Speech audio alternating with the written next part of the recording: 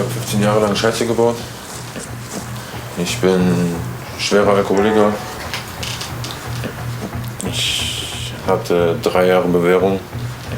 Ich habe in meiner Bewährung genau denselben Bockmist gebaut, wie wofür ich 3 Jahre Bewährung gekriegt habe.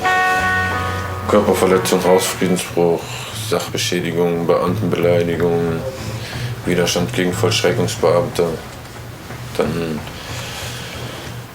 häusliche Gewalt.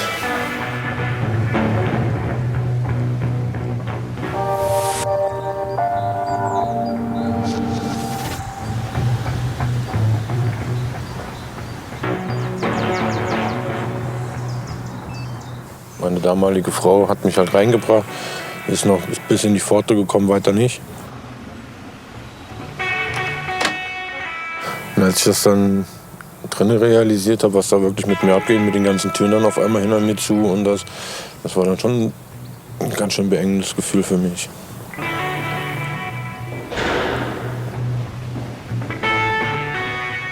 Die normalen Therapieeinrichtungen haben nicht geholfen. Ich habe danach immer weiter getrunken. Und somit habe ich dann den 64er gekriegt.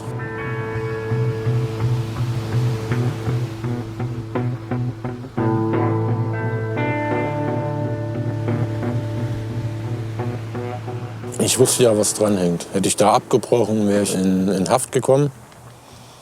Und da ich nicht wollte, dass meine Kinder mich in Haft besuchen kommen, habe ich halt mich dazu entschieden, da weiterzumachen die ganze Zeit. Bei mir selber hat sich geändert, dass ich jetzt die Einstellung dazu habe, nie wieder trinken zu wollen. Und was ich meinem Vater damit angetan habe, meiner Mutter damit angetan habe, das möchte ich niemandem mehr antun.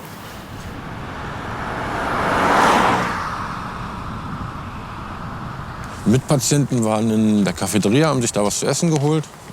Und die haben dann zu mir halt gesagt, hier, Marcel, die suchen welche. So, frag doch da mal an. Habe ich dann gesagt, ja klar, mache ich, weil ich ein bisschen arbeiten wollte. Und montags habe ich ja dann gleich in der Cafeteria angefangen. In meinen letzten 5 Ehejahren habe ich vielleicht einmal Zwiebeln geschält. Und sonst habe ich das halt immer andere machen lassen. Paprikas machst du einfach nur. Ja, das kann ich.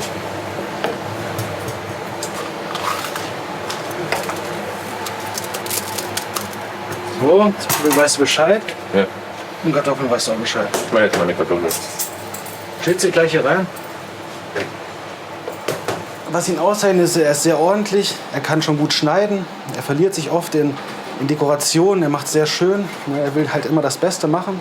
Ist sehr nett zu den Gästen und das ist halt schon mal die Hauptsache. Und es ist ja nicht nur für mich, es ist ja auch für andere Leute.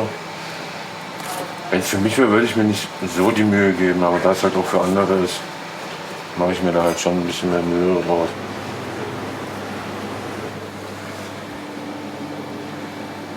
Der Herr Erhard ist sehr genau, der macht das eigentlich wirklich immer, also auch die letzte Torte, wo er dann gestrichen hat oder so, das musste ganz akkurat und ganz, er ist da sehr gewissenhaft, macht das richtig gut.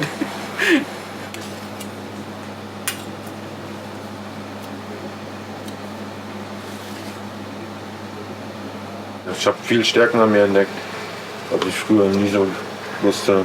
Also auch das mit dem Kochen und das. Aber auch noch viel über meine Krankheit gelernt.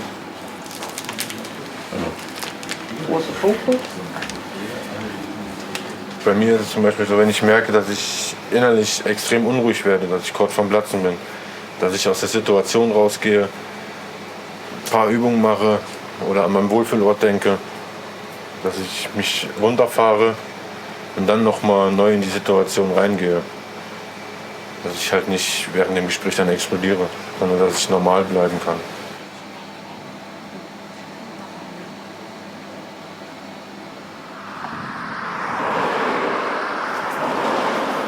Ja? Na, mein Schatz, alles gut. Ja. Willst du nach vorne, kann ich einladen?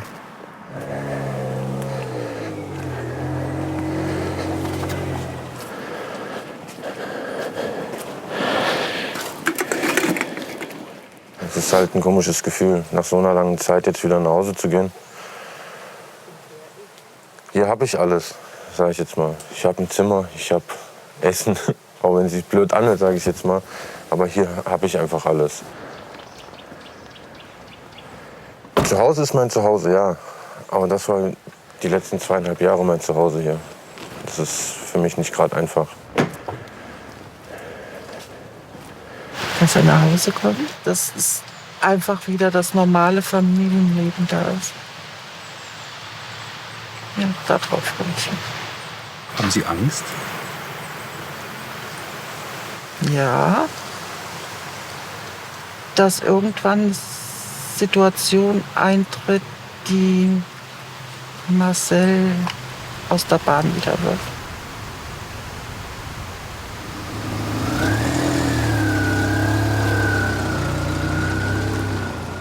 Ich habe halt beim Plan mir schon gemacht, was ich jetzt die nächsten Tage noch alles zu machen habe und die Wege, die ich noch zu erledigen habe. Aber was dann kommt, wie Weihnachten ist, wie das neue Jahr anfängt und das alles, das sind halt viele Kleinigkeiten noch.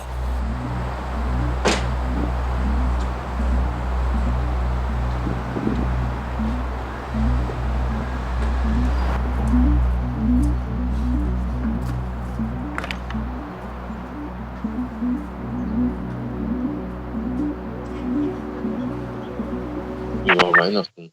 War anders wie die letzten Jahre. Die letzten 2 Jahre war ich alleine. Und jetzt die ganze Familie wieder. War anstrengend. Wenn alle da sind, ist das zu viel für mich. Weil die meiste Zeit war ich ja da nur unter 6 Leuten. Oder alleine. Sag mal so, ich habe eigentlich mehr davon erhofft.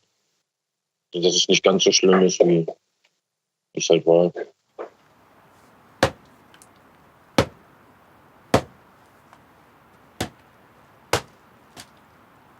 Es gab öfters Tage, wo ich gedacht habe, was habe ich jetzt schon wieder gemacht? Weil ich habe auch sehr viele Filmrisse. Vorher habe ich noch für mich selber entschieden gehabt, bis hierhin und nicht weiter. Und irgendwann entscheidest du einfach nicht mehr, das ist dein Körper, der entscheidet.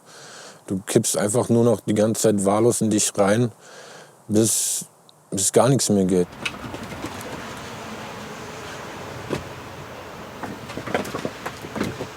Ja, wenn wir jetzt unterwegs waren, habe ich mich mit irgendwelchen Leuten angelegt. Ich wollte alleine nur Leute umklatschen, die meine Frau angeguckt hatten. Wenn ich besoffen war, war mir das egal, wer vor mir gestanden hat. Da gab es dann eine in die Szene.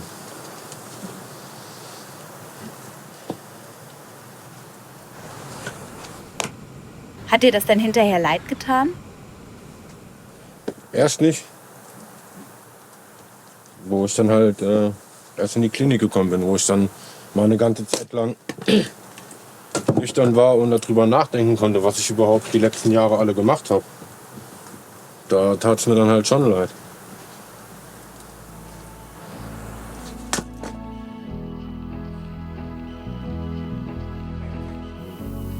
Die haben genauso eine große Klappe wie Papa.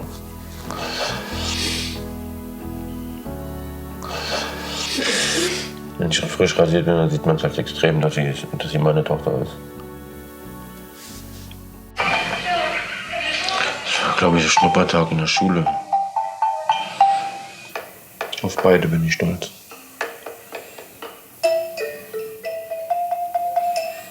Auf die Große, dass sie das mit der Schule und alles so schafft. Und auf die Kleine auch, weil wenn sie bei uns sind und die Große übt für die Schule, dann ist sie mit dabei und übt dann halt auch für die Schule.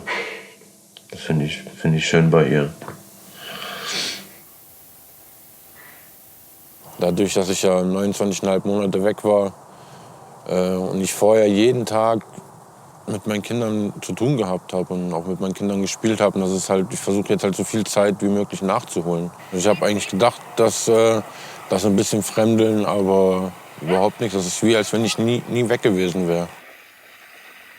Wenn die 2 da sind, dann bin ich richtig glücklich. Vor allem für die 2 mache ich das ja alles. Für die 2 habe ich auch die Therapie gemacht.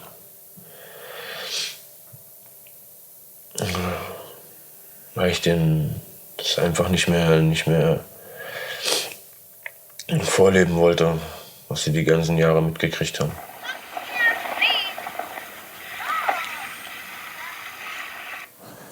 Was ist das, was dir jetzt im Rückblick am meisten leid tut? Es ist die häusliche Gewalt. Dass ich meiner Frau das angetan habe, was sie niemals verdient hätte. Von zweimal weiß ich. Es muss aber mehrmals gewesen sein. Das ist halt was ich extrem bereue. Wie jedes Mal war ich stirnhagend voll und es kam wieder eins aufs andere, meine Gefühle, dann auch Sachen, die ich rausgefunden habe, das war dann halt einfach alles zu viel. Dann bin ich zu Hause erst ausgerastet und ja, keine Ahnung, irgendwie hat es dann meine Frau dann abgekriegt. Das ist halt scheiße gewesen von mir. Ich bin da echt nicht stolz drauf. Und das weiß sie auch. Ich sag immer wieder, dass es mir leid tut, dass wenn ich könnte, würde ich alles rückgängig machen, dass sie das nicht noch mal erfahren muss, was ich ihr halt angetan habe. Arbeit habe ich bis jetzt eigentlich immer gekriegt. Und ich mache es nur, damit ich krankenversichert bin. Sonst hätte ich mich gar nicht hier gemeldet. Vorher hatte ich extreme Probleme mit dem Jobcenter. Ich habe, ich glaube, 3 Jahre am Stück Hausverbot gehabt, weil ich einmal richtig da drin ausgerastet bin. Das war zu einer Zeit, wo ich selber arbeitslos war und die mir das Geld nicht überwiesen haben. Somit konnte ich für die Kinder nichts zu essen kaufen. Dann bin ich hierher und bin hier drin halt ein bisschen ausgerastet. Wenn Sie sich da vielleicht hinsetzen würden. Ja.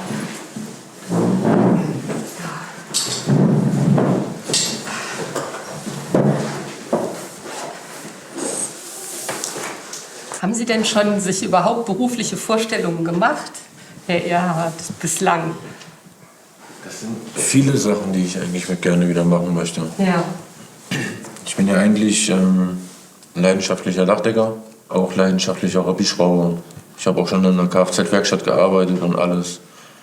Ich brauche dreckige Hände beim Arbeiten, sonst ist das nichts für mich. Ich habe Sie heute eingeladen, weil wir Ihnen zusammen mit dem Herrn Neumeier gerne ein besonderes Projekt vorstellen würden.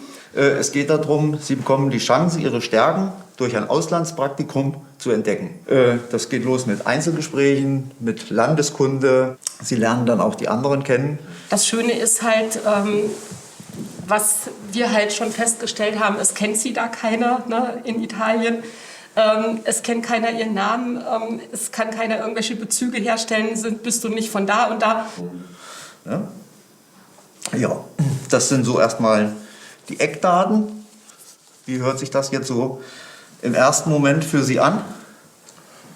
Ganz gut, das müsste ich dann halt auch nur mit der Klinik abklären, weil ich nicht weiß, ob ich ins Ausland darf. Okay. Das läuft ja alles noch übers Gericht, sozusagen meine Freiheit, die ich gerade habe. Ja, dann drücke ich Ihnen die Daumen. Dann, wenn Ihrerseits jetzt keine Fragen mehr wären. Nee, so im Moment nicht.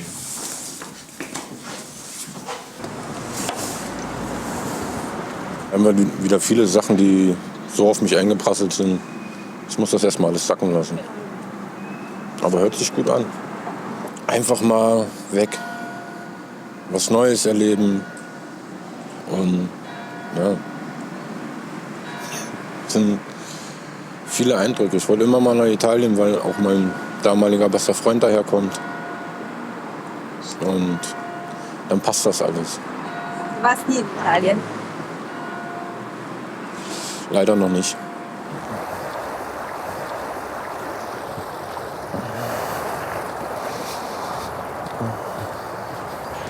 Ja, meine neue Adresse. Ich hatte ja den Termin für 11 Uhr. Wollte hinten rum rein, da kam dann gleich einer angerannt und spricht, nein, hier hinten nicht rein. Bin dann nach vorne, hab geklingelt. Da kam die nette Dame dann ans Fenster. Und da ich ja schon ein bisschen pissig war, weil ich hinten nicht rein durfte, war ich vorne dann natürlich genauso. Ja. Die ganze Zeit war, Leute, warum mache ich mir einen Termin und muss dann trotzdem draußen stehen? Ja, also vor 3 Jahren wäre ich noch richtig ausgerastet deswegen. Aber so war ich halt ein bisschen angespannt und ein bisschen pissig auf die. War trotzdem noch freundlich. Angefangen zu trinken habe ich mit 14. Das war immer mal am Wochenende oder wenn ich auf einer Kirmes war oder so. Da hat mir das noch nichts ausgemacht. Da habe ich einfach nur am Wochenende getrunken. Meine 4, 5 Bier. Und das ist dann halt über die Jahre ist dann mehr geworden. Und irgendwann habe ich dann gemerkt, wo ich auch die ersten Rauschzustände hatte, dass es mich vergessen lässt. Dass ich meine Gefühle damit unterdrücken kann und meine Angstzustände. Die Angstzustände habe ich mit 8 angefangen zu kriegen. Von da an, wo ich meinen Bruder verloren habe durch einen Verkehrsunfall. Und kurze Zeit später dann halt meine Oma gestorben ist. Danach kurze Zeit später mein Opa gestorben ist. Und dadurch habe ich halt diese Verlustängste und diese Angstzustände entwickelt, dass ich jeden Moment damit rechnen könnte, dass ich einen weiteren geliebten Menschen verliere.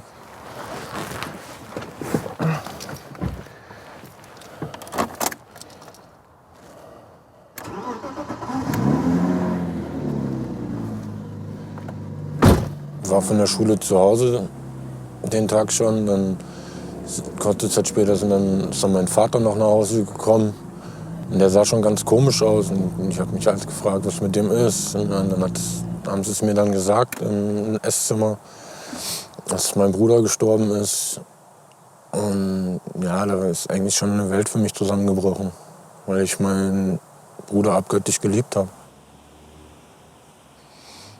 In der Grundschule und das bin ich gemobbt und gehänselt worden und auch geschlagen worden von anderen. Nur irgendwann, dadurch, dass ich dann halt auch meinen Bruder verloren habe, bin ich in eine ganz andere Richtung eingeschlagen. Ich habe angefangen, mich zu wehren.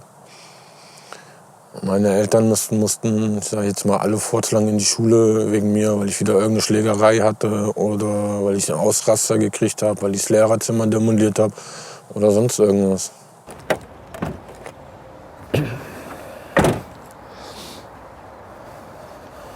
Glaubst du, dass dein Leben anders verlaufen wäre, wenn dir das nicht passiert wäre?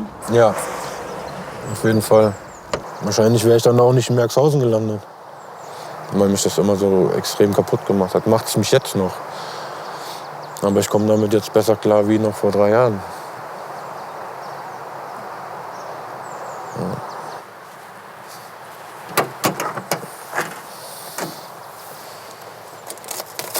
Das ist das Schlimmste. Weil der da überall durch ist. Somit muss ich beide Bleche machen. Das Äußere und das Innere muss ich komplett machen. Und das ist das, was mir am meisten Kopfzerbrechen bereitet. Mein letztes Auto, was ich hatte, was ich auch mit meinem Führerschein hatte, war auch so einer. Den hatte ich mit meinem damaligen besten Freund zusammen gekauft, den Tag, wo er leider ums Leben gekommen ist. Und dadurch habe ich mir gesagt, ich hole mir so einen wieder. Dass wenn ich dann irgendwann meinen Führerschein wieder habe, dass ich dann auch wieder ein vernünftiges Auto zum Fahren habe. Ich hatte meinen Führerschein insgesamt 3,5 Jahre. In den 3,5 Jahren bin ich ja 500.000 Kilometer gefahren. Ich liebe einfach Autofahren.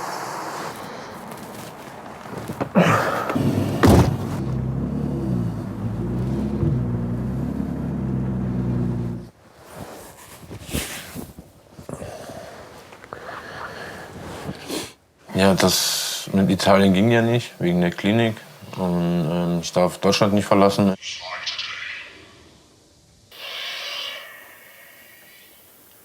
Mein Traum wäre es eigentlich wieder, mit meiner Frau zusammenzukommen und mit ihr halt eine gemeinsame Wohnung wieder. Das wäre jetzt halt so mein Traum. Aber ich weiß, das wird so nicht passieren. Das Einzige, was ich mir jetzt so dann halt wünsche, ist dann irgendwann auch eine eigenständige Wohnung wieder zu haben. Dass ich nicht immer bei Hotel Mama bin.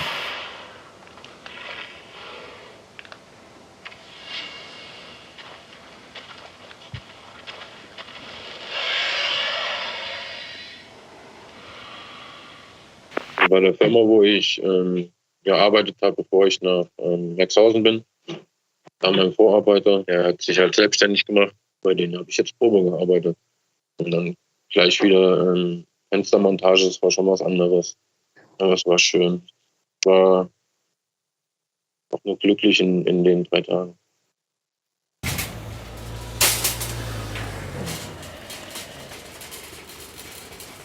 In Merxhausen, da wusste man, okay, abends um 9 Uhr geht die Tür zu.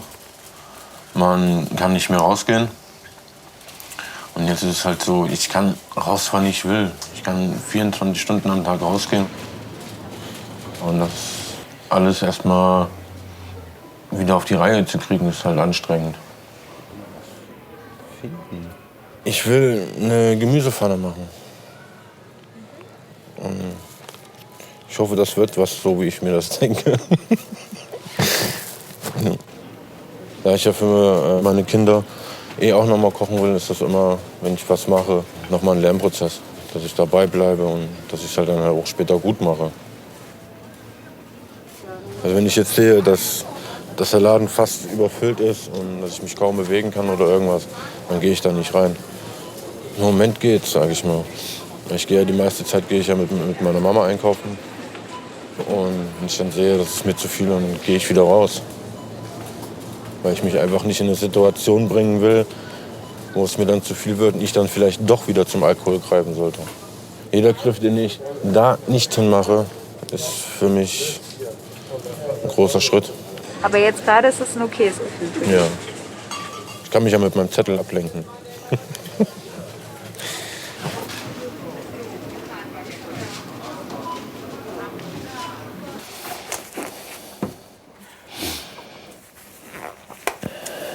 Das habe ich von der Klinik her so. Wenn wir in der Klinik zu jedem Essen zubereiten, mussten wir Handschuhe anziehen. Und ich finde es so jetzt eigentlich auch angenehmer.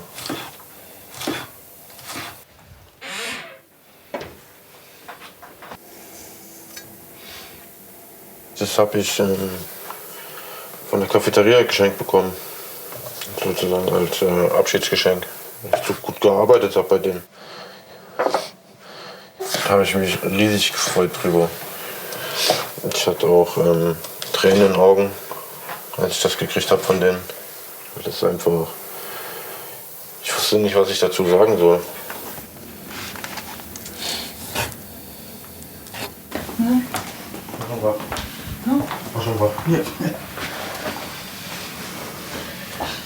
Es riecht aber gut hier. Und? Brauchst du noch Hilfe? Nö. Ja, wie haben meine Eltern mein Leben beeinflusst? Die haben halt immer geguckt, dass es an uns an nichts fehlt. Waren eigentlich immer für einen da, wenn man was gebraucht hat. Ja, es ist halt schwer, darüber zu reden. Ja, alleine durch die Scheiße, die ich halt einfach gebaut habe. Meine Mutter konnte die ganze Zeit nicht vernünftig schlafen, weil sie jedes Mal gedacht hat, dass wieder ein Anruf kommt, dass ich wieder auf der Polizei bin, dass ich da wieder übernachten muss. Oder dass ich wieder Stockbus auf einen Autounfall gebaut habe. Die haben halt immer damit gerechnet. Und halt seit dem Tag, wo ich in die Klinik rein bin, wusste ich, meine Mutter und mein Vater können mal wieder vernünftig schlafen. Ja, so aus, als ob ich kochen kann. Die Gerichtsverhandlung, die letzte, kam er nach Hause und ich war mir ganz sicher, dass er ins Gefängnis geht. Aber das ist jeder sicher. Ich glaube, Gefängnis, das wäre sein Untergang gewesen. Komplett. Wir hätten ihn nicht fallen lassen, in der Familie, von der Familie jetzt her, ne? Aber das wäre halt sein Untergang gewesen. Da bin ich mir ganz sicher. Wie war denn der Marcel als Kind? Ich war böse. Nein, du warst nicht böse. Schwierig, aber nicht bösartig. Was war das denn für ein Gefühl zu sehen, dass er irgendwie so abgleitet? Versagt. Du hast als Mutter versagt, ja. Bis zum gewissen Grad. Klar, hätten wir vieles anders machen können, natürlich. Aber das, was er gemacht hat, Körperverletzung, besoffen, ne? Das hat er nicht gemacht als Kind, sondern als erwachsener Mann.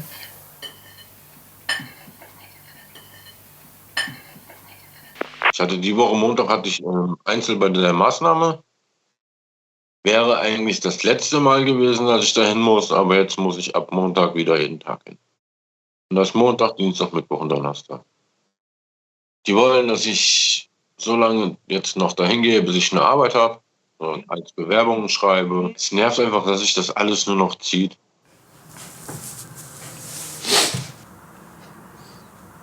Ich komme halt alle 2 Wochen, auch zur OK-Abnahme, ob ich konsumiert habe in der Zeit. So. Gehen wir rein? Jo. Also für mich sind es wie Pflege. Mit denen komme ich ziemlich gut zurecht. Und wenn die merken, okay, ich laufe in eine andere Richtung, dann sagen die mir das direkt und versuchen es nicht in irgendeinem so Therapeuten-Deutsch da zu machen. So, wie ist Ihnen denn in der letzten Zeit ergangen, Herr Erhard? Gut. Ja? Ja, ich habe 9 Bewerbungen geschrieben. Bei der Maßnahme, meinen Sie? Habe schon 2 Absagen gekriegt. Mhm. Bei dem Schrotthändler warten wir nur darauf, dass das Wetter jetzt beständig bleibt, dass ich da anfangen kann. Das war dann auf geringfügiger Basis? Ja, das bei dem 44 € erstmal. Und dann mal gucken, dass ich wenigstens wieder ein bisschen Normalität reinkriege. Und wie war es so mit herausfordernden Situationen in der letzten Zeit? Auch wenn ich manchmal dran denke. Ja. Aber jetzt so wirklich, ich suche dann Suchtdruck. Nö. Das heißt, Sie denken ab und zu an Konsum, wie es früher war? Ja. Oder dass Sie gerne mal wieder würden? Oder? Jetzt halt beim Holzmachen viel. Früher stand irgendwo in irgendeiner Ecke stand halt die Kiste Bier. Ja. Ob das jetzt im Wald war, ob das auf der Wiese war, ob das zu Hause war, irgendwo stand's Bier. Sie würden doch mal wieder mit Sport anfangen. Ich spiele viel. Auf dem Handy? Also im Moment nehme ich mal an, dass es mindestens 4 Stunden sind, die ich am Tag am Handy bin. Ui, das ist aber schon einiges.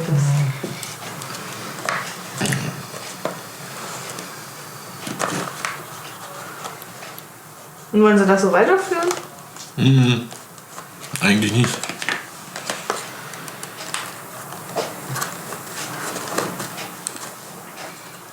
Können Ist Sie aber denn, besser so als wie saufen. das ist so. Suchtverlagerung. Ich wollte es gerade ansprechen, aber Sie wissen das ja selber. Ich muss mir Bescheid geben, wenn ich woanders schlafe. Genau. Vom 1. bis zum 3. schlafe ich nicht hier. Okay, haben Sie eine Adresse für uns?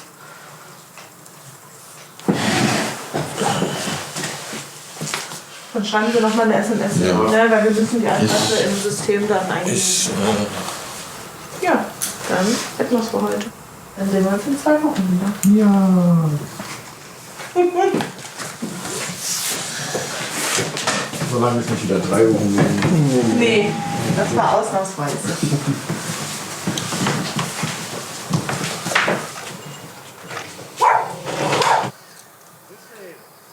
Was machst du denn da? Komm, eine rauchen! Mein Guter. Alles fit? Ja, und bei dir? Ja, muss. Wir haben uns oben im Geschlossenen kennengelernt. Wir haben uns immer gemeinsam aufgefangen. Wenn er immer so, er hat ja seine 5 Minuten manchmal. Und da konnte ich ihn immer ganz gut bändigen. Und genauso andersrum auch. Ich bin auch sehr auffahrend. Und wenn er dann gemerkt hat, oh, da müssen wir jetzt mal, hat er mich immer zur Seite genommen und hat gesagt, hier, jetzt fährst du dich mal wieder runter und bleib ruhig. Sehr freust du dich, dass du ihn getroffen hast? Ja, sehr. Echt? Ja. Sieht man Auch dir wenn du gar eine nicht an. komische Frisur hast. Oh Mann. Ja.